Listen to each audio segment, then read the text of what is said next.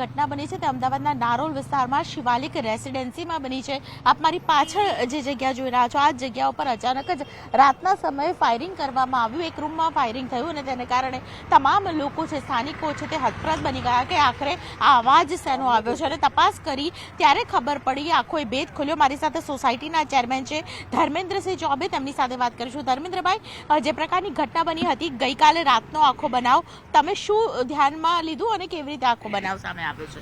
Night જમાદારના કહેવા પ્રમાણે 402 નંબરમાં રહેતા સિદ્ધાંત એક ઇસમને લઈને જમાદારની કેબિન જોડે આવ્યો કે આને ઈજા થઈ છે, 108 બોલાવી છે અને એને હોસ્પિટલ લઈ જવાનું છે। જમાદારને પૂછતા કે ભાઈ શું થયું છે, આ શું વાગ્યું એને, તો કે બાથરૂમમાંથી પડી ગયો છે, 108 બોલાવી છે અને અમે લઈને દવાખાને જઈએ છીએ। પછી 108 આવી, જમાદાર કે ભાઈ તો ગેટની બહાર રોડ જોડે એને સુવડાવો, અહીં ના સુવડાવો, 108 આવે એટલે લઈને જવાને। પછી 108 આવી, એ લોકો લઈને નીકળી ગયા।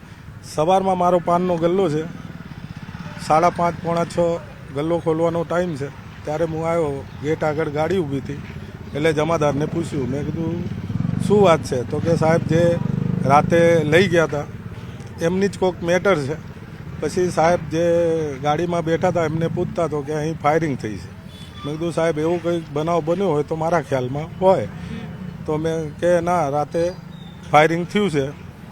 પછી મેં કીધું કયા, તો કે 402 નંબરમાં। 402 નંબરમાં તપાસ કરતા મકાને લોક હતું, કોઈ હતું નહીં।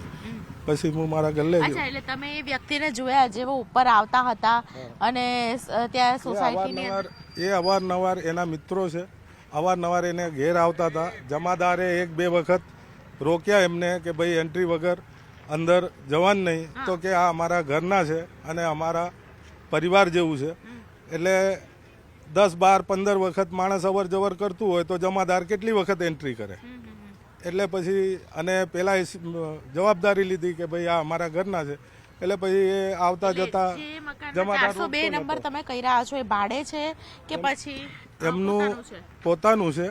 એ એના મધરના નામે સોસાયટીમાં રજીસ્ટર્ડ છે। અને પરિવારમાં એકલા જ હતા કે કોઈ રહેતું હતું? પરિવારમાં એના મમ્મી પપ્પા, એ અને એની વાઈફ જે હાલ પ્રેગ્નેન્ટ છે અને એના વતનમાં છે।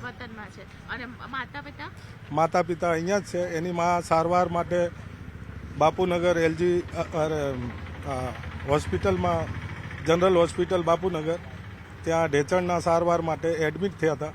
અત્યારે લગભગ એ રજા લઈને ઘેર આવે છે।